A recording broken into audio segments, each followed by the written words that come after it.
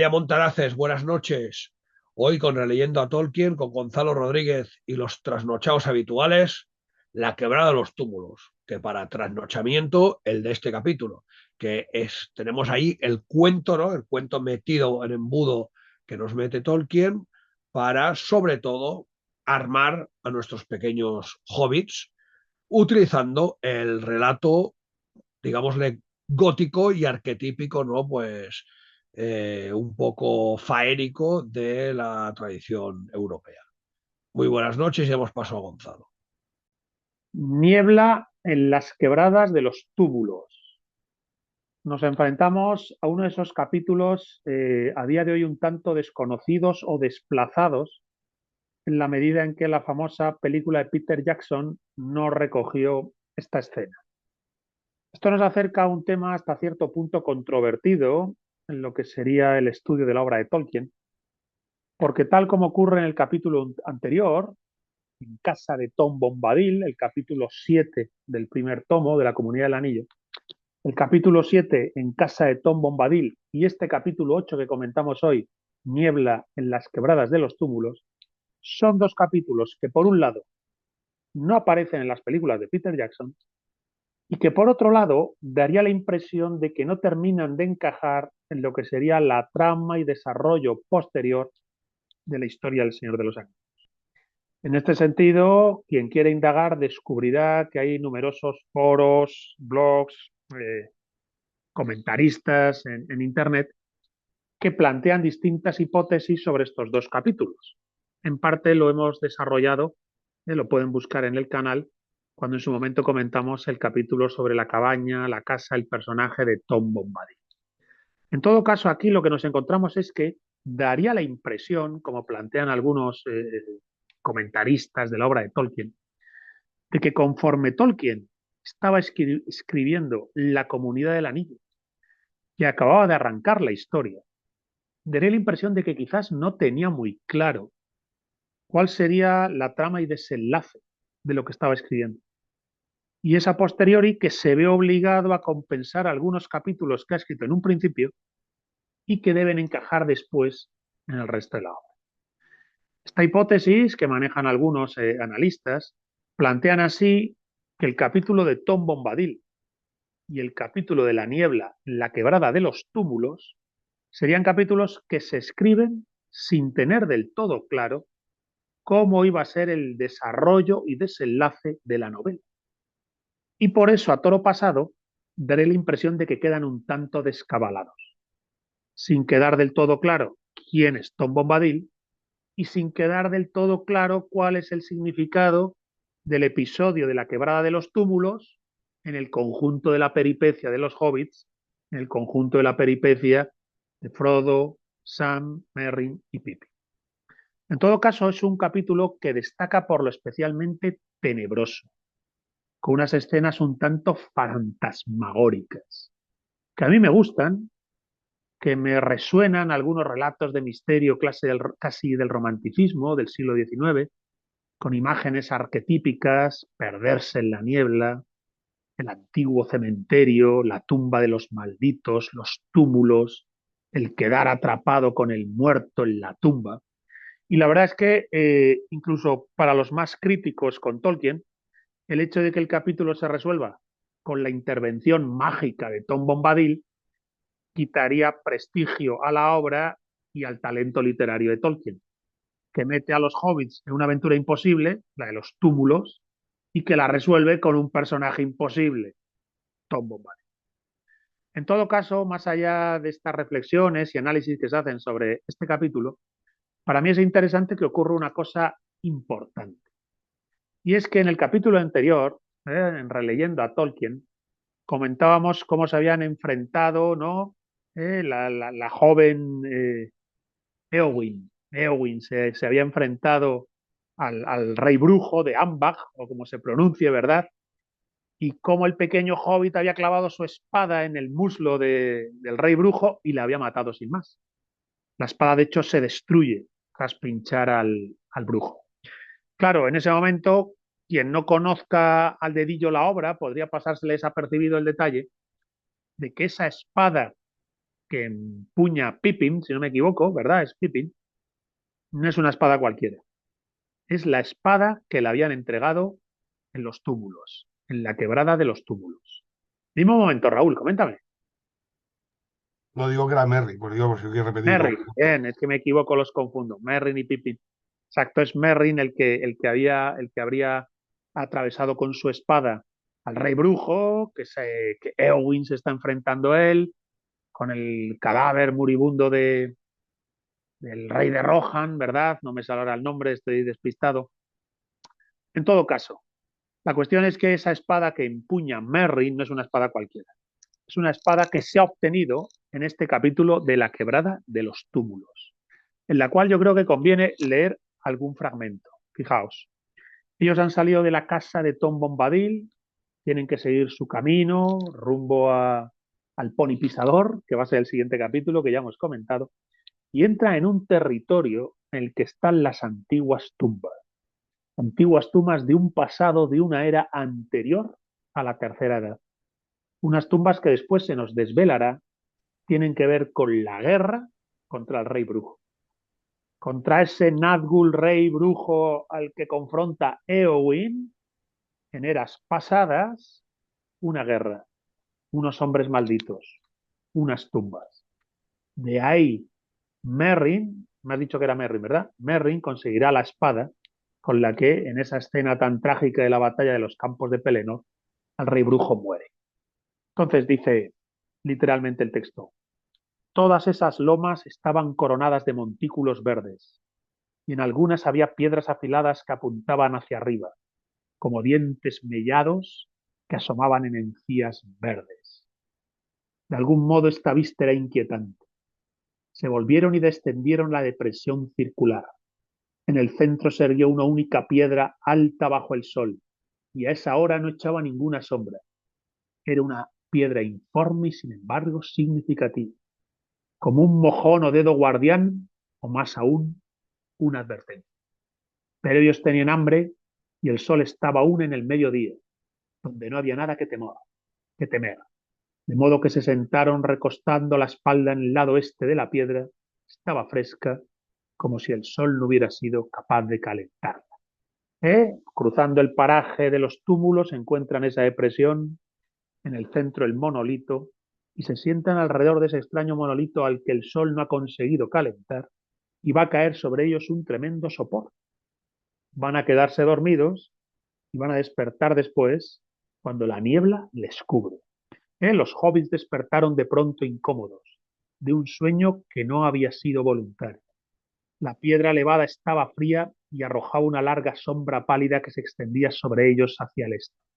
El sol de un amarillo claro y acuoso brillaba entre las nieblas justo por encima de la pared oeste de la depresión. Al norte, al sur y al este, más allá de la pared, la niebla era espesa, fría y blanca. El aire era silencioso, pesado, glacial. Los hobbits se incorporaron de un salto alarmados y corrieron hacia el reborde oriental.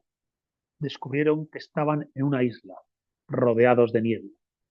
Miraban aún consternados la luz crepuscular cuando el sol se puso ante ellos hundiéndose en un mar blanco. Y una sombra fría y gris subió detrás en el este. La niebla entra por las paredes y se alzó sobre ellos, cubriéndolos como un techo. Estaban encerrados en una sala de niebla cuya columna central era la piedra elevada. El antiguo cementerio que han pasado de manera despreocupada, en el que se han parado y detenido a descansar, les ha propiciado un extraño sopor, se han quedado dormidos y al despertar una niebla densa, misteriosa, les cubre, les impide ver. Es entonces cuando Frodo se va a despistar, se van a despistar en la niebla. Esta idea de un mar de niebla fría y oscuro es un paisaje típico de nieblas y ánimas. En la literatura popular, en la tradición popular, las nieblas y las ánimas, los muertos que se aparecen, el reino de los difuntos al que acompaña la niebla cuando se manifiesta la Santa Compañía gallega, que antes de verla el paisaje se cubre de niebla. Bien, pues esta misma idea de la cultura popular traída aquí a colación en la literatura de Tolkien. Y se despistan en la niebla. Y entonces se empiezan a llamar entre ellos, ¿no? Dice, no hubo respuesta. Frodo sintió miedo y volvió corriendo entre las piedras dando gritos. ¡Sam! ¡Merry! ¡Pippin! A lo lejos creyó oír una llamada. ¡Frodo! ¡Frodo! Venía del este, a la izquierda de las grandes piedras. Y Frodo clavó los ojos en la oscuridad tratando de ver. Al fin echó a andar hacia la voz y se encontró subiendo una cuesta empinada. Bien, una voz les va a seducir, les va a hacer perderse en la niebla y les va a hacer entrar en los túmulos de los muertos. ¿Dónde estáis? Gritó de nuevo a la vez irritado y temeroso. Es Frodo el que está perdido en la niebla. Aquí, dijo una voz profunda y fría que parecía salir del suelo. Aquí estoy esperándote. No, dijo Frodo, pero no echó a correr. Se le doblaron las rodillas y cayó por tierra. Nada ocurrió y no hubo ningún sonido. Alzó los ojos temblando a tiempo para ver una figura alta y oscura como una sombra que se recortaba contra las estrellas. La sombra se inclinó. Frodo creyó ver dos ojos fríos aunque iluminados por una luz débil que parecía venir de muy lejos. Enseguida sintió el apretón de una garra más fuerte y fría que el acero. El contacto glacial le heló los huesos y ya no supo más. Cuando recobró el conocimiento, lo único que podía recordar era un sentimiento de pavor. De pronto entendió que estaba encerrado, preso sin remedio, en el interior de un túmulo. Fijaos qué interesante, ¿no? Se desvían del camino, se acerca al antiguo cementerio, los túmulos, una depresión, una especie de olla en el paraje, en el centro de la olla un monolito, una gran roca de piedra. Se bajan al monolito, se recuestan y meriendan allí, cae sobre ellos el sopor. Y al despertar la niebla, el anochecer, se pierden y confunden en la niebla y el anochecer y una voz misteriosa que les llama y que les apresa y les encierra dentro del túmulo, dentro de la tumba. En realidad aquí Tolkien no está inventándose nada, esto es un cuento popular reformulado y readaptado a la historia de los hobbits. Había caído en las garras de un tumulario y sin duda ya estaba sometido a los terribles encantamientos de los tumularios de los que hablaban las leyendas. No se atrevió a moverse y se quedó como estaba, tendido de espaldas en una piedra fría, con las manos sobre el pecho. Pensaba haber llegado al fin de su aventura, un fin terrible, pero este pensamiento lo fortaleció. Sintió que se endurecía, como para un salto final. Ya no era una presa flácida y desvalida. Tendido allí, pensando y recobrándose, advirtió enseguida que las tinieblas cedían lentamente. Una clara luz verdosa crecía alrededor. No le mostró al principio en qué clase de sitio se encontraba, pues era como si la luz saliera del cuerpo y viniera del suelo, y no había alcanzado aún el techo y las paredes. Se volvió, y allí acostados junto a él a la luz fría vio a Sam, Pippin y Merry. Estaban de espaldas, vestidos de blanco, y las caras tenían una palidez mortal. Alrededor había muchos tesoros de oro, quizá, aunque en aquella luz parecían fríos y poco atractivos. Llevaban diademas en la cabeza, cadenas de oro alrededor de la cintura y muchos anillos en los dedos.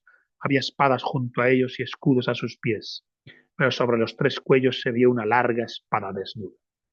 De pronto comenzó un canto. Han quedado atrapados todos, el hechizo de la niebla y del sueño y de la oscuridad y de la confusión les ha conducido a quedar atrapados por los muertos enterrados en el túmulo, los cuales además comienzan un canto que es como un hechizo, un encantamiento, que dice así: que se te enfríen las manos, el corazón y los huesos, que se te enfríe el sueño bajo la piedra, que no despiertes nunca en el lecho de piedra hasta que el sol se apague y la luna muera. En el oscuro viento morirán las estrellas, y que en el oro todavía descanses hasta que el Señor oscuro alce la mano sobre el océano muerto y la tierra reseca. Fijaos qué final del poema, ¿no? Y que en el oro todavía descanses hasta que el Señor oscuro alce la mano sobre el océano muerto y la tierra reseca. Le están echando un conjuro. Al principio Frodo tuvo la impresión de que el encantamiento lo había transformado de veras en piedra. Enseguida sintió un deseo furioso de escapar. Se preguntó hasta qué punto, si se ponía el anillo, el tumulario dejaría de verlo y si encontraría entonces un modo de escapar. Pero el coraje que había despertado en él ahora era demasiado fuerte. No podía abandonar a sus amigos con tanta facilidad. Entonces es cuando va a coger la espada va a conseguir golpear la mano del tumulario, dice, alzó la espada y la descargó con fuerza sobre el brazo, cerca de la muñeca. La mano se desprendió, pero el arma voló en pedazos hasta la empuñadura. Hubo un grito penetrante y la luz se apagó. Un gruñido resonó en la oscuridad. Atrapados en la tumba, consigue forcejear con esa especie de espectro que les echa el conjuro para atarles a la tumba y convertirles en piedra hasta el final de los tiempos, hasta que el Señor Oscuro alce la mano sobre el océano muerto y la tierra reseca. Y tras ese acto de defensa, no podía abandonar a sus amigos, el coraje había despertado en Frodo, se pone a cantar una canción a Tom Bombadil. Invoca a Tom Bombadil, Tom Bombadil, Tom Bombadil, por el agua y el bosque y la colina, las cañas y el sauce, por el fuego y el sol y la luna, escucha ahora y óyenos. Ven, Tom Bombadil, pues nuestro apuro está muy cerca. Entonces, Tom acude a la llamada. Resuelven esta situación extraña y hasta este momento apenas explicada, invocando a Tom Bombadil. Y llega Tom Bombadil, se oye un ruido atronador, se levanta de la tumba, dice, una abertura baja, parecía una puerta, apareció en el extremo de la cámara, más allá de los pies de Frodo, y allí estaba la cabeza de Tom, con sombrero, pluma y el resto. Tom se agachó, se sacó el sombrero y entró en el recinto oscuro cantando. Fuera, viejo tumulario, desaparece a la luz. Encógete como la niebla fría, llora como el viento en las tierras estériles más allá de los montes. No regreses aquí, deja vacía el túmulo. Perdido y olvidado, más sombrío que la sombra, quédate donde las puertas están cerradas para siempre, hasta los tiempos de un mundo mejor. Espanta, hace un exorcismo, espanta al espíritu, al espectro que no descansa, mediante este poema y rescata a los jóvenes. Pues claro, aquí esta es una escena que no hemos visto en la película, y que efectivamente ha generado cierta controversia. En plan, maldita sea, no nos explican quién es Tom Bombadil en el capítulo anterior, nos le retrata como un personaje tan misterioso como poderoso, es capaz de ponerse el anillo y el anillo no tiene efecto en él, no le vuelve invisible. Y luego los hobbits quedan atrapados en un escenario terrorífico que parece más sacado de un relato de fantasmas escocés, ¿verdad? De un relato gótico británico de fantasmas del siglo XIX. Los fantasmas que habitan en el túmulo, en el paraje desolado donde la noche trae la niebla y les rescata de ese paraje desolado de cuento de fantasmas gótico escocés el propio Tom Bombadil. Efectivamente, hay la impresión de que tiene unas en la manga Tolkien para resolver el problema que él mismo ha creado con estos fantasmas de los túmulos y esta niebla hechizante y mágica que les ha confundido y les ha propiciado que acaben cayendo en las garras del tumulario. En todo caso, esta escena se va a resolver en cuanto a su aparente, no sé, disconformidad o capricho respecto de la trama general de la obra, porque Tom Bombadil les va a explicar algunas cosas. Frente a estos misterios que han visto, frente a esas perlas, esas coronas, esos oros que había en la tumba, les va a decir, habéis vuelto a encontraros a vosotros mismos, saliendo de las aguas profundas. ¿Qué es esto por todos los misterios? Comenzó Merry sintiendo la diadema dorada que le había caído sobre un ojo. Enseguida se detuvo y una sombra le cruzó la cara y cerró los ojos. Claro, ya recuerdo. Los hombres de Carn Dûm cayeron sobre nosotros de noche y nos derrotaron.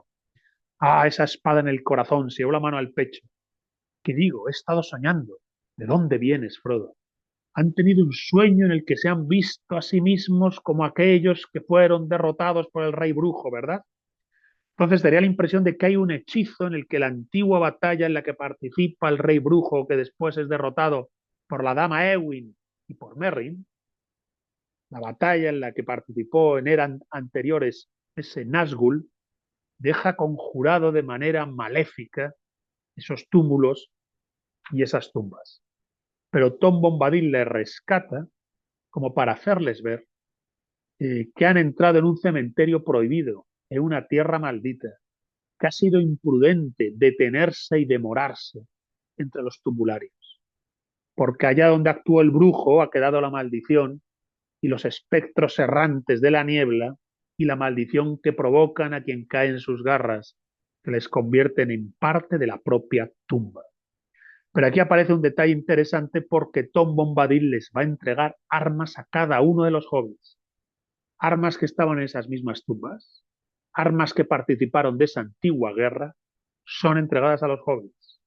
La daga, la espada afilada, como una brizna de hierba, de maravillosa orfebrería, tallada con figuras de serpientes doradas y rojas. Bien, esa es la espada que muchos capítulos después, en el tercer tomo, en la batalla de los campos de Pelennor, esa es la espada que utilizará Merry para acabar con el rey brujo. Fijaos que dice aquí: los viejos puñales son bastante largos para los hobbits y pueden llevarlos como espadas, dijo Tom Bombadil. Las hojas afiladas son convenientes si la gente de la comarca camina hacia el este, el sur o lejos en la oscuridad y el peligro. Luego les dijo que estas hojas habían sido forjadas mucho tiempo atrás por los hombres de Osternesse. Eran enemigos del Señor Oscuro, pero habían sido vencidos por el malvado rey de Khazad-dûm en la tierra de Angmar. El brujo de Angmar, ¿verdad? El Nazgûl. Fijaos que eso mismo es lo que he leído anteriormente cuando Merrin resucita y parece que él mismo ha vivido esa batalla. Los hombres de Khazad-dûm cayeron sobre nosotros de noche y nos derrotaron. Ah, esa espada en el corazón. Y se llevó las manos al pecho. Parece que han soñado y vivido en el túmulo esas batallas que Tom les está narrando, que pertenecen a la Segunda Edad, que pertenecen a tiempos anteriores, y en los cuales el rey brujo de Angmar venció y dejó maldito aquel lugar. El paso de los hobbits por ese cementerio maldito que al anochecer trae la niebla y el hechizo de los tumularios les permite encontrar unas armas, encontrar esas espadas, gracias a la intervención providencial de Tom Bombadil. Y aparentemente aquí queda esto, y no vuelve a saberse de esto hasta que en la batalla de los campos de Pelennor, Merrin, empuñando la espada que le entregó Tom Bombadil tras rescatarle del túmulo, empuñando esa espada, mata al brujo. Para mí, yo entiendo que esta sería una de las claves de este capítulo, ¿no? Colgaron las nuevas armas de los cinturones de cuero bajo las chaquetas, encontrándolas muy incómodas y preguntándose si servirían de algo. Ninguno de ellos había considerado hasta entonces la posibilidad de un combate entre las aventuras que les estaban destinadas. Acaban de salir en realidad de la comarca, acaban de visitar a Tom Bombadil, acaban de acercarse, están en una jornada del pony pisador y no van armados. La primera vez que los hobbits se arman son con las antiguas armas de los hombres de Osternesse, que lucharon contra el rey brujo de Angmar en una edad pasada. Y obtienen esas armas porque, habiendo sido hechizados por esa niebla espectral y fantasmal que parece sacada de un cuento gótico, y habiéndoles atrapado el tumulario, el espectro que no descansa, y habiéndoles hechizado en el túmulo, Tom Bombadil les rescata, les entrega las espadas, y ellos mismos dicen, encontrándolas muy incómodas y preguntándose si servirían de algo. Bien, pues efectivamente servirán. Esa es la espada que hemos leído en el capítulo anterior, comentamos el mes pasado, que acaba precisamente con ese brujo. Claro, se podría decir que no terminamos de saber si cuando escribió este capítulo Tolkien tenía bien claro en la cabeza qué eran esas espadas y qué les había pasado a los hobbits en el túmulo, o si a posteriori, conforme desarrolla la historia y llega a la batalla de los campos de Pelennor, cumplimenta el desenlace de la batalla de los campos de Pelennor, corrigiendo lo que previamente escribió en la niebla de las quebradas de los túmulos. Entonces, aquí estoy poniendo sobre el tapete hipótesis que se leen en Internet sobre estos dos capítulos que parecerían metidos un poco con calzador en la trama general y que gracias a la batalla de los campos de Pelennor no resultan tan de calzador, pues están comunicándonos con algo que ocurrió en eras pasadas, donde participó ese brujo al que se enfrenta a Éowyn y que sin embargo es atravesado por la espada de Merry, ¿verdad? Y así se tejen los hilos para que la trama encaje. Al mismo tiempo, desde el punto de vista literario, el capítulo me encanta, como he dicho ya varias veces, parece un relato gótico de nieblas y fantasmas en las Highlands escocesas. Y por mi parte, poco más. Creo que el capítulo, bueno, pues nos permite indagar en la obra de Tolkien al detalle, a un detalle que muchas veces en la divulgación popular del cine y demás no se ha desarrollado, y que nosotros, obviamente, habiendo hablado el mes pasado de la batalla de Pelennor y de cómo muere el rey brujo de Angmar, había que este mes visitar las quebradas de los túmulos. Hombre, en este capítulo hay que reconocer, a ver, tiene paralelismos con otro capítulo de otra obra también de Tolkien, solo que aquí está resuelto con un Deus Ex Machina, como has comentado.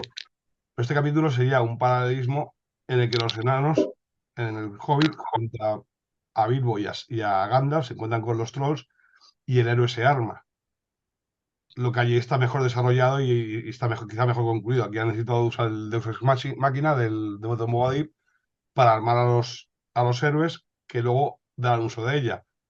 Quizá la diferencia luego Frodo, que Frodo lo cambiará por Dardo, que lo hereda de Bilbo, pero lo demás es eso, si te fijas el paradigma, es que el héroe se tiene que equipar para llevar a cabo su aventura y aquí, en este capítulo, es donde se le dan las armas que luego utilizarán en el futuro.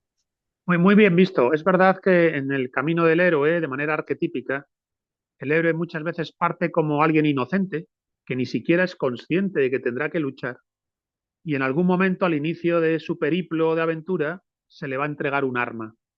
La obtención del arma siempre implica una prueba mínima en la que es puesto contra la pared e incluso es un descenso a una primera impresión de morir. Fíjate que las armas se les entregan después de haber estado en una tumba. Es verdad que eso habría que subrayarlo. Las armas que van a recibir por primera vez en su gran aventura los hobbits, los 4 hobbits, las reciben después de haber quedado atrapados en esa tumba.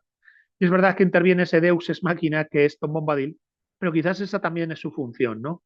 Si los protagonistas son demasiado inocentes todavía como para obtener el arma por sí mismos y saber merecerla, pasan la prueba del sueño de la muerte, son rescatados del sueño de la muerte en ese escenario de nieblas y túmulos, son rescatados de esa manera, bueno, pues casi gratuita, ¿no? Como la gracia que les concede Tom Bombadil, pero a cambio ya van armados de una manera especial, no llevan armas cualquiera.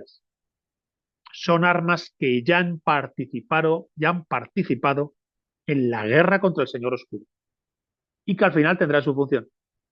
Pues de todas estas armas, la más importante es la que empuña Merry cuando entre Éowyn y él derrotan al Rey Brujo, que no es cosa menor derrotar al gran Nazgûl frente a Gondor en la batalla de los Campos de Pelennor. Luego también, claro, este capítulo quizá, bueno, hay algunos capítulos de los Anillos a veces que quedan un poco apartados de la trama principal, y este sería uno de ellos. Este rezuma por los 4 costados lo que es el cuento tradicional y el mito. O sea, ya desde lo que has comentado de la niebla, de lo que has comentado de las maldiciones, de las contramaldiciones, de los hechizos o incluso de los rezos. Porque igual cuando llama a Don Bobadir, quizá me parece más un rezo que una invocación al Santísimo. Y luego el exorcismo que hace Don Bobadir o el hechizo de expulsar al espíritu maligno de Totalmente. los túmulos. Son escenas arquetípicas. El espíritu maligno les atrapa en la niebla y les mete en la tumba. Y les echa una maldición para convertirles en piedra. Invocan a Tom Bombadil como quien reza a un semidios. Y Tom Bombadil le rescata y lo primero que hace al entrar en el túmulo es hacer un exorcismo y le dice, apártate de aquí, espíritu maligno, no vuelvas más. Ese tipo de escenas las encontramos en infinidad de relatos populares e incluso en mitos eminentes. Pero aquí están traídos a colación como si fuera una especie de cuento de hadas tenebroso. Y daría la impresión de que cuando Tolkien redactó El Señor de los Anillos, se incluyó este capítulo de la quebrada de los túmulos y la niebla y demás, es por lo que tú has dicho, hay que entregar un arma a los protagonistas. Estos héroes inocentes que nunca han estado en ninguna aventura, ni fregado, ni guerra, ni batalla, necesitan ir armados. Y las armas las obtienen tras una prueba que no es sino la antesala de todas las que pasarán. Una prueba es que es verse en la tumba, donde Frodo es el único que reacciona. En realidad, fijaos que ahí es Frodo el único que reacciona. Frodo es el que salva a sus compañeros, en el sentido de que invoca a Tom Bombadil, y a partir de ahí ya, bueno, pues recibe las espadas que cumplirá una función fundamental en la peripecia de cada uno de ellos. Todo lo que decís estoy totalmente de acuerdo y quiero hacer un pequeño añadido. Lo primero de todo es que hay esos pequeños capítulos que son como minicuentos en El Señor de los Anillos, y este es uno de ellos, que a veces pasa eso que decimos, que no pegan mucho, ¿no? Por ejemplo, cuando el tema de Barbol dentro de Fangorn y todo esto, o sea, son minicuentos que son en verdad muy arquetípicos. Vamos a decirlo así, Tolkien se pegó el gustazo de meterlos ahí. La segunda, Tolkien no da puntada sin hilo, es decir, sus héroes son equipados con un arma, la cual tú no le das muy importancia. Y Tolkien en varios momentos juega al que algo que parece una chorrada en un capítulo, al cabo de un montón, es clave, ¿vale? Por ejemplo, la espada quebrada, esto ahora, ¿no? El Todos Palantir. los regalos de los Sí, regalos de sí, sí, Galadriel, sí, sí, total, ¿vale? total. Este tipo de cosas. Nuestros héroes que no sabían muy bien a qué iban, vamos a decirlo así, nuestros héroes de casualidad que no sabían muy bien a qué iban, el destino nos los equipa, ¿vale? Y una vez están equipados, pues, claro, no subestimemos eso. ¿Os acordáis cuando Gandalf dice hay poderes más grandes que nosotros actuando en la Tierra? Pues ese poder, que es el bien supremo, absoluto, les regala esas armas, que encima son esas armas que luego resulta que fueron creadas por los hombres de Arnor para acabar con el rey brujo en su día y por tanto son las únicas que le pueden herir. Ahí lo tienes todo. Es decir, Sí, sí, no da vamos a tener puntadas clara sin una hilo. Es verdad cosa, que para Tolkien no es casualidad, o sea, Tolkien no es George Lucas, que crea la historia y luego la arregla como puede. Tolkien piensa que reescribe todo esto 40.000 veces, como el Silmarillion. No hay puntadas sin hilo. No hay ya puntadas sin hilo. entiendo, No es que entiendo tu planteamiento es él, aunque a lo mejor desde el principio no sabe cómo va a ir desarrollándose o va a desenlazar, él sabe que tiene que entregar a sus protagonistas un arma.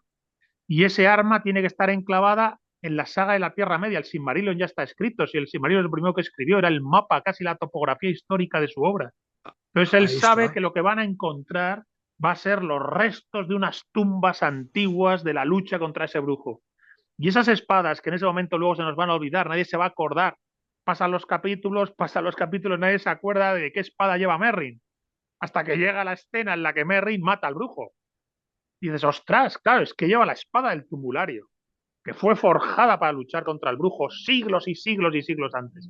Entonces es verdad que no solo no da puntadas sin hilo en este sentido como tú planteas, si asumimos así que ha desarrollado Tolkien su obra, que entiendo que claro, como tú dices, la revisó tantas y tantas veces que fue, yo creo, al final juntando cada una de las telas que iba poniendo sobre el tapete de la obra para coserlo también como ha ido, y al mismo tiempo él está haciendo una resonancia arquetípica. O sea, es que en el relato heroico, perderse en la niebla, caer en la tumba, quedar hechizado por el muerto que está en el túmulo. Pero es que aparecen las sagas islandesas, y es que hay sagas islandesas en las que el habitante del túmulo atrapa al protagonista con un hechizo, hasta que hay una espada que permite derrotar al habitante del túmulo. Es decir, está jugando con ideas que, claro, él conoce al dedillo, y es experto en folclore y mitos tradicionales europeos. Y las artúricas. La saga artúrica también tiene la del muerto y la niebla.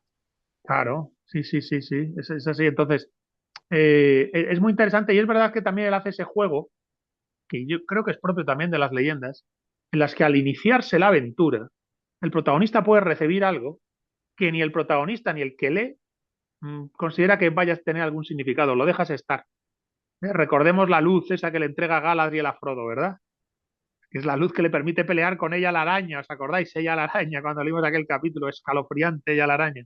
Bueno, pues lleva la luz de Galadriel, ¿no? Que es la luz de esos árboles de Valinor que a su vez fueron destruidos por la madre de todas las arañas, un Goliat, ¿os acordáis? El ser más oscuro quizás casi de la Tierra Media. Entonces es verdad que Tolkien nos permite, si estamos atentos, ir tejiendo con cada uno de los telares que va poniendo sobre el tapete hasta hacer un organigrama completo en el que todo encaja y el que, bueno, pues resulta fascinante pensar que al final el rey brujo muere por una espada de las que ya luchó contra él hace siglos y que él creía que estaban derrotadas precisamente por los fantasmas y espectros que viven en los túmulos, ¿no? Los túmulos de la niebla. Y si hablamos de objetos que da Galadriel, podemos hablar también del objeto que le da Sam, que no lo utilizará hasta que se use para repoblar la comarca. Que será Es un verdad, objeto que se es usará. verdad. Es verdad, las semillas, ¿no? Famosas para reforestar la comarca que ha sido destruida por Zarquino Saruman. A ver, él quizá ellos no se merecen ganar las armas porque han necesitado ayuda del Deus Ex Machina. Pero sí que hay una cosa que cuando tú has empezado a leer que Frodo se fortaleció, antes dice, hay una semilla de coraje oculta, a menudo profundamente, eso es cierto, en el corazón del más gordo y tímido de los hobbits, esperando a que algún peligro desesperado y último la haga germinar. Frodo no era ni muy gordo ni muy tímido, en verdad. Aunque él no lo sabía, Bilbo y Gandalf habían opinado que era el mejor hobbit de toda la comarca.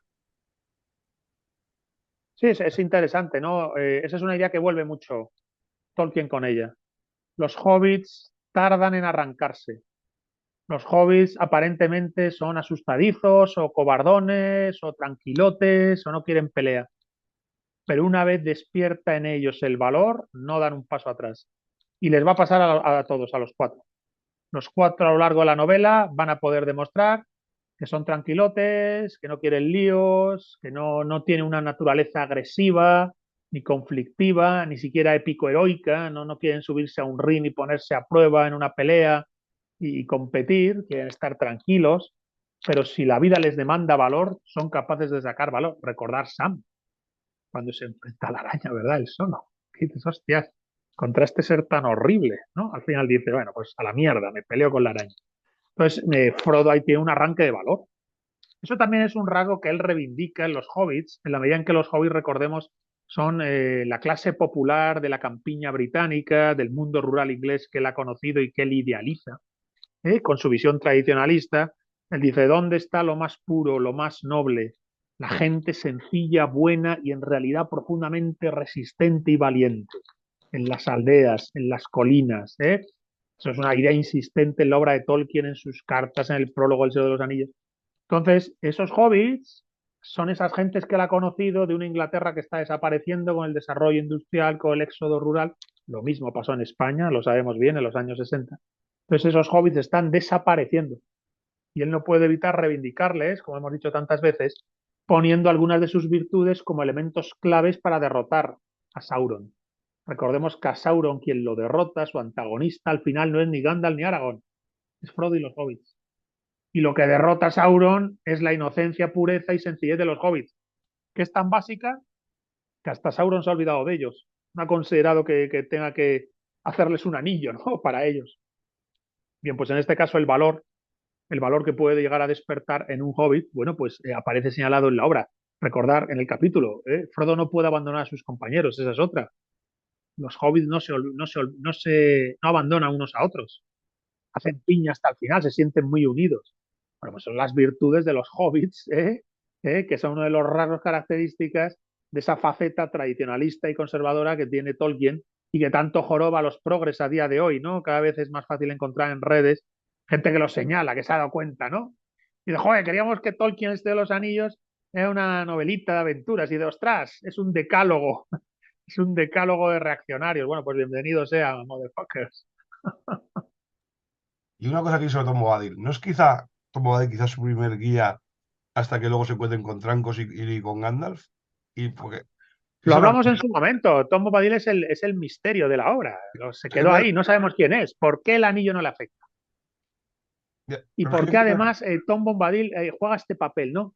Llegan a la casa de Tom, Tom les atiende, les da una especie como de muestra de algo maravilloso, les incentiva de una manera extraña, pero el capítulo en sí parece de nuevo que está metido con calzador, como ha dicho el señor Cangrejo, se da el gustazo de meter un personaje tan de cuento de hadas, tan mágico, tan férico como Tom Bombadil en el relato, y en el capítulo siguiente, porque es el capítulo siguiente a la casa de Tom Bombadil, los hobbits se extravían en la niebla de las quebradas de los túmulos, caen bajo el hechizo del tumulario, invocan a Tom Bombadil y Tom Bombadil, Deus Ex Machina, les rescata, les salva, hace el exorcismo, espanta al fantasma y les entrega a cada uno una espada, una daga, de los antiguos hombres que lucharon contra el brujo hace siglos, ¿no? A cada uno una espada. Bien, ya esos jóvenes, hobbits inocentes, ya irán equipados, ya irán armados. Pero a través de estos dos capítulos, que obviamente, bueno, pues la película se saltan, ¿verdad? Pero se traen en la película de Peter Jackson y en la de dibujos animados, si no recuerdo mal, ¿no? La de dibujos animados de los 70 también se lo saltaban. Sí, se os ha dado, porque es que además, a partir de aquí ahora ya no se fiará de ellos y les acompañará. De hecho, les dice bueno, trae un polígrafo para montarse ahí con ellos, pues dice, los jóvenes se sintieron muy contentos oyendo esto y le dieron las gracias a todos muchas veces, pero él se rió y les dijo que ellos ya tienen tanta habilidad para perderse que no se sentía feliz hasta que lo vieras algo más allá de su dominio. Claro, claro, claro. Bueno, esto nos obliga, bueno, podemos especular sobre el Tom Bombadil. ¿Es Tolkien dentro de la novela? ¿Es Eru Ilúvatar? ¿Es uno de los Valar? Y si es un Valar, ¿por qué no le afecta el anillo? Yo qué sé. No, pero Es que Porque, también él mismo en sus cartas dijo que era lo que le salía de los cojones, es decir, que no era nada. Eso claro, es el gustazo que me he pegado. O sea, él lo dijo claramente, que lo metió ahí porque le dio la gana. no, pero que claro, aquí a lo mejor aquí también cumple yo creo que cumple una función de guías, o porque les ayuda al principio para que, para que Lucor no nos ataque, pues está atacando a Media Sam, y ahora les acompaña hasta Bree, porque luego a partir de Bree ya será Aragorn y después Aragorn y Gandalf que le guiarán hasta que al final ellos ya estén maduros y Sam y Frodo vayan solos. claro, aquí yo diría que, fijaos, dice, hasta que los hobbits están maduros, en la compañía en Rivendell y luego Frodo y Sam solos. Pero recordemos que además no lo hemos leído, estaría pendiente en este club, que igual que hemos leído La casa de Tom Bombadil y hemos leído, hemos conspirado, no sé lo que digo, hemos leído este mes La niebla de la quebrada de los túmulos, ellos cuando llegan a la casa de Tom Bombadil vienen de una aventura anterior, el bosque viejo, ¿os acordáis? Donde hay un árbol que les quiere atrapar. Entonces, Uno corno. eh, claro, la idea que se lee muchas veces en Internet, que el señor Cangrejo considera que es, bueno, pues entiendo que no le convence, es la idea de que en un principio Tolkien escribe con cierta alegría, sin saber muy bien la grandeza de la obra que tiene. Entonces, nada más salir de la comarca, bueno, pues les meten el bosque viejo, que es otro arquetipo, ¿verdad? Te pierdes en el bosque y en el bosque hay un árbol antiguo y malvado que te quiere atrapar. Lo leeremos en su momento. Cuando salen del bosque, les recibe un ser mágico, Tom Bombadil, ¿verdad? En el que Tolkien se recrea. El universo férico, todo lo que sería el universo férico europeo, parecería que se concentra en Tom Bombadil y su esposa Valla de Oro. Pero es que al salir de la casa de Tom Bombadil tiene el episodio de los túmulos, del tumulario y de la niebla. Entonces, es como que nada más salir de la comarca les somete a unas pruebas que en un principio a mí me recordarían un poco casi como al Hobbit, tienen algo como de inmediatez, de cuento. No son tanto de novela, no tienen la densidad de la novela, sino que tanto el capítulo del Bosque Viejo como el capítulo de Tom Bombadil, como el capítulo de la niebla en la quebrada de los túmulos, tienen algo más como de cuento, como si fuera un cuento popular. Y los coloca los tres seguidos. Quizás deberíamos reparar en esta trilogía dentro de la obra de Tolkien, estos tres capítulos que normalmente no se habla de ellos, no aparecen en las películas, no son objeto de gran análisis porque no son la novela en su sentido enjundioso, pero claro, habría que entender que Tolkien nada más sacarles de la comarca les mete en el bosque viejo y ya tienen problemas. Y después del bosque viejo les mete la casa de Tom Bombadil, el lugar más mágico de toda la Tierra Media, con diferencia, ¿verdad? El lugar en el que el anillo no funciona y donde parece que viven en el reino de las hadas, Valla de Oro y Tom Bombadil. Y en el siguiente capítulo, el arquetipo de perderse en la niebla, en el antiguo cementerio de los espectros que no descansan. Y Tom Bombadil le rescata. De hecho, Tom Bombadil, si no lo has señalado, si no me equivoco, lo has dicho hace un instante, Tom Bombadil es que le rescata también del bosque viejo. Es decir, frente al árbol que les quiere atrapar en sus raíces y frente al muerto que les quiere encerrar en el espectro, Tom Bombadil entre los dos capítulos les salva de una y de otra. Yo no sé si en ese momento es que Tolkien a lo mejor estaba todavía especulando sobre la novela, no sabía cuánto iba a durar, no sabía qué iba a pasar en Rivendell, no sé, entiendo que el señor Cangrejo piensa de otra manera, no estoy seguro, pero es que encuentras muchos análisis en Internet donde la gente se plantea si no será que el relato al principio Tolkien pensó que iba a ser más cortito. Y empezó, bueno, pues metiéndoles en aventuras como de cuento, arquetípicas, el bosque tenebroso, las colinas de la niebla. Fijaos, son escenas, son como estereotipos, ¿verdad? El bosque tenebroso, las colinas de la niebla y la casa mágica de Tom Bombadil. Son como tres estereotipos. Bueno, pues los tres los mete uno detrás de otro. Claro, cuando lleguen al Pony Pisador, la novela va a ir creciendo, hostias, y cuando llegan a Rivendell ya se ha convertido en otra cosa. Estamos en un pedazo de saga en la que hay que destruir el anillo único. Ya, pero yo que estoy con el señor Cangrejo y te explico por qué. Porque yo creo que sí, o sea, Tolkien lo hizo así. Y tú puedes decir, bueno, después lo puedes releer y decir, esto no me encaja y lo quito. O lo voy a haber dicho el editor, esto no me encaja, lo quito. O incluso los lectores decir, hostia, es que esto no nos encaja y habría que quitarlo. Y sigue ahí. Yo creo que es porque ha querido Tolkien meterlo ahí y él le dio un significado y por eso está ahí. Yo no creo que esté, o sea, aunque no pegue con el resto de la obra, está ahí porque el autor quiere. Porque si Sí, no, sí, en sí. cualquier momento se habría No lo quitado. ha quitado. Él no lo quita. Y al final hemos dicho que encaja, ¿no? Las armas que les entregan. Hay que equipar al héroe. El héroe queda equipado. Fijémonos, el bosque viejo es un lugar tenebroso.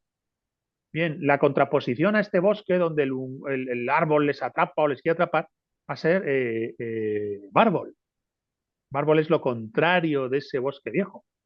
El papel del bosque como un personaje le tenemos obviamente en el bosque de Fangorn, en el bosque de Bárbol, pero hay previamente un bosque viejo que no siempre se menciona, donde está la primera aventura ya que tienen, casi, ¿verdad? Entonces, todos estos elementos podrían llevarnos a pensar que, aunque Tolkien no da puntada sin hilo y al final todo encaja, daría la impresión de que en un principio el relato tenía un tono que recordaba un poco al Hobbit, como a un cuento, donde cada capítulo podía ser un cuento en sí mismo.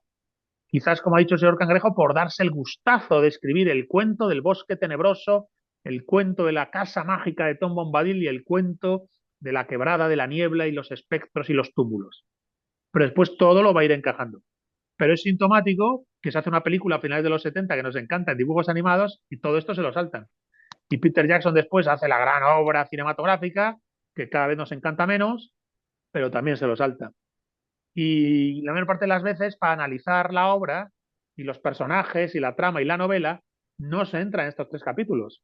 Y sin embargo, creo que merece la pena detenerse para entender que en ellos hay algo peculiar, ¿no? No están metidos exactamente con calzador, pero tampoco parecen imprescindibles para la trama de la obra. Aunque luego resulten serlo, ¿eh? Sobre todo porque van a ser armados y Merry recibe esa espada y sin esa espada no se derrota al brujo en la batalla de Pelennor, ¿no? También hay una cosa más interesante que es cuando están hablando, claro, porque cuando llevan a llegar hacia Bree, tienen miedo de que se acuerdan de nuevo de los Gigantes Oscuros, que los habían olvidado desde que tomaron Sí. desde que tomaron el bosque viejo. Entonces, cuando Pepín pregunta, dice, ¿crees que lo perseguirán esta misma noche? Y le responde Tom, no, no, esta noche espero que no, ni quizá mañana. Pero no confíes en mi presentimiento, pues no puedo afirmarlo. De lo que se extiende al este, nada sé. Tom no es el señor de los gigantes de la tierra tenebrosa, más allá de los límites de este país. Dice, los consejos de Tom os serán útiles hasta que el día termine. Luego tendréis que fiaros de vuestra propia buena suerte. A 4 millas de camino encontréis una aldea, Bree, al pie de la colina de Bree, cuyas puertas miran al oeste. Allí encontréis una vieja posada, al ponipisador, cebadí y mantecón a su afortunado propietario. Podréis pasar allí la noche y luego la mañana. Os podrá otra vez en el camino. Valor, pero cuidado. Ánimo en los corazones y no dejéis escapar la buena fortuna. No, la verdad es que hasta aquí me da la impresión de que Tolkien nos está poniendo sobre el tapete casi una aventura arquetípica, ¿verdad? Los jóvenes inocentes, metidos en una aventura más grande que ellos, salen por primera vez de su pueblo, el bosque viejo, el gran Tom Bombadil y su magia, la niebla y los muertos en el túmulo y la ciudad de los hombres con el pub, ¿no? Con las pintas, en el pony pisador. Y ahí aparece el personaje que les va a ir guiando, Aragorn, que en ese momento es simplemente Trancos, el Montaraz. Y luego a partir de ahí, bueno, pues la historia ya va creciendo. La trama va creciendo, la trama va creciendo. Claro, el concilio de Elrond, ¿os acordáis? Que es cuando dicen, ostras, que tenemos aquí el anillo único. Es un capítulo que lo hemos comentado en profundidad. Yo creo que es de los más importantes de la obra para entender El Señor de los Anillos y lo que plantea Tolkien en esta obra. Es cuando se decide crear la compañía para destruir el anillo, ¿no? En el Monte del Destino. Bien, cualquiera diría que íbamos a llegar a esa magnitud de trama y de desenlace, ¿no? Con el Frodo y Sam, los pobres, también lo hemos leído, arrojando el anillo a la grieta del destino, cuando todavía estaban con estas aventuras como de cuento de hadas, que son la del Bosque Viejo, que la leeremos, la de Tom Bombadil, que ya la hemos leído, y la que estamos comentando ahora, de los fantasmas de la niebla y los túmulos. Luego hay una cosa más que tengo que añadir, pero para eso es necesario haberse leído el capítulo anterior, el de la casa de Tom Bombadil, y los puertos grises, porque así tiene todo más sentido. En el primer párrafo del capítulo este, dice algo que a mí me ha extrañado al principio, pero luego pensando en el capítulo anterior no me extraña tanto. Si os acordáis, en el capítulo anterior, algunos tienen extraños sueños cuando están durmiendo en casa de Tom Bombadil. Sí, Y sí, aquí sí. hay algo que recuerda a Frodo, y dice, una canción que parecía venir como una luz, pálida del otro lado de una cortina de lluvia gris, y que creciendo cambiaba el velo en cristal y plata, hasta que al fin el velo se abrió y un país lejano y verde apareció ante él, a la luz de un rápido amanecer. Valinor, donde hay Valinor, que ver. exacto. Como si tuviese la premonición de que va a ir a Valinor. premonición de que va a ir a Valinor en el capítulo que también leímos, ¿no? El final de los Puertos Gris, cuando parte ya Frodo a la tierra de los Valar. La verdad es que es una maravilla. Es una maravilla, ¿no? Fíjate, en la casa de Tom Bombadil tienen sueños extraños y los sueños son anuncio de algunas cosas que van a pasar. En ese momento, ¿quién te va a decir a ti que lo que está soñando Frodo es cuando partirá en los puertos grises rumbo a la tierra de los Valar? Bueno, pues si algún sitio tenía que ver eso o vislumbrarlo, era en la casa de Tom Bombadil. Entonces, bueno, la verdad es que creo que Tom Bombadil, El Bosque Viejo y La Quebrada de los Túmulos hacen en sí mismos un trío de capítulos no siempre puestos en valor y comprendidos, y que sin embargo yo creo que dan un matiz especial, casi como más misterioso, enigmático a la obra, ¿verdad? De hecho, bueno, leeremos El Bosque Viejo, y veremos ahí cómo en El Bosque Viejo parece que se nos está anunciando lo que después será la contraimagen, que es el Bosque de Fangor y Bárbol. Señor Cangrejo, ¿alguna cosilla de comentar? Cerramos cónclave. No, en general no. Yo creo que estos medio capítulos que ponía un poco fábula bonus track que se marcó Tolkien, que son importantes sin dejar de serlo. Y sobre todo que son como si fuera un minicuento, incluso un estilo literario propio, ¿no? Antes has dicho que parece el relato gótico, y es eso. Al final es como un minicuento que tiene que ver, pero no tiene que ver mucho. Un ejemplo chorra para que nos entendamos. El capítulo es importante, pero si el capítulo no existiera y le dieran la espada, pues no sé, en el badulaque de la esquina, Aragorn se la entrega, lo que sea, sí, sí. cualquiera, y ya está. Incluso dices, vale, la espada era especial y por eso pudo herir al Nazgûl. ¿No? Porque en verdad acordaros que cuando Frodo usa esa espada para luchar contra el rey brujo en la cima de los vientos, le hiere. Y el resto de espadas no le hacen nada a los Nazgûl, solo el fuego. Claro, Vale, claro. pero podría haber sido cualquier otra historia. Es decir, Pero entiendo lo que se quieres podría decir. haber Si hecho. retiras el capítulo, la trama funciona, que es lo que ha pasado en el cine, en la película. O sea, si Sí, retiras los tres episodios donde aparece Tom Bombadil, El Bosque Viejo, La Casa de Tom Bombadil y La Quebrada de los Túmulos, tú les puedes hacer llegar al pony pisador igual y vivir la trama igual y veremos a sí, ver qué sí. espada y tal. Es decir, no están metidos con calzador, pero al mismo tiempo podrían sobrar, que es lo que ha pasado en las dos películas que se han hecho sobre el Señor de los Anillos. Sin embargo, cuando los visitas, te das cuenta que reflejan el alma y la literatura de Tolkien. El bosque tenebroso, donde hay ese uncorno, o como se llame, el árbol malvado, ese personaje que es Tom Bombadil, que es el personaje más férico, más sacado de la imaginería de las hadas que te encuentras en el relato, y luego el episodio gótico este de fantasmas en las Highlands, ¿verdad? Es que ¿no? Cae la niebla, te meten en el túmulo, te ves ahí vestido de reyes con las coronas, las diademas de una antigua batalla. Parece un poco por un momento el bosque, el monte de las ánimas de Becker, ¿verdad? Entonces, joder, él está disfrutando, por decirlo así, de su fascinación y su imaginación alrededor del mundo que ha creado, ¿no? De la Tierra Media, también va por ahí, supongo.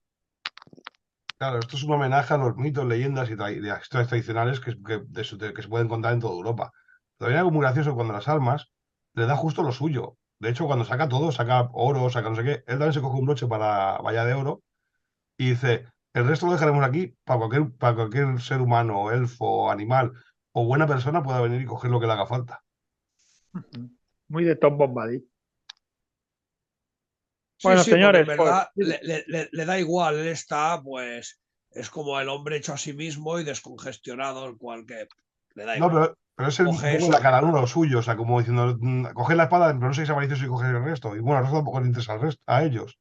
Sí, sí, sí, pero sí, sí, recordar que sí, Tom sí. Bombadil es un personaje especial y que en el capítulo que leímos, cuando vuelven a la comarca y tienen que luchar contra Zarquino, Saruman y los desastres que ha hecho, poco antes de llegar, Gandalf se separa de ellos y les dice que tiene que ir a hablar con Tom Bombadil, una conversación que tiene pendiente desde hace mucho tiempo. ¿No os acordáis que Gandalf quiere hablar con Tom Bombadil? Claro, No ahora que recordáis. está descansado, ya que haya acabado su misión, podía hablar con él tranquilamente. Qué interesante eso, ¿no? Nos dejan ahí el misterio, ¿no? Bueno, señores, pues un placer conversar un mes más sobre El Señor de los Anillos, sobre Tolkien y en este caso sobre este episodio gótico fantasmal de la quebrada de los túmulos, donde obtuvieron las espadas con las que andando el tiempo podrían derrotar al brujo. Allá Montaraces, vamos llegando al final de la noche, apagamos nuestra hoguera y como siempre, pues hemos aprendido algo más en este capítulo, el cual pues es como de estos que se quedaron abandonados, ¿no? A la hora de plasmar en el cine. Y recordar una cosa que es muy importante, que en estos tiempos, ¿no? Pues convulsos que estamos viviendo, acordaros de que esta policía apoya la amnistía. Muy buenas noches a todos.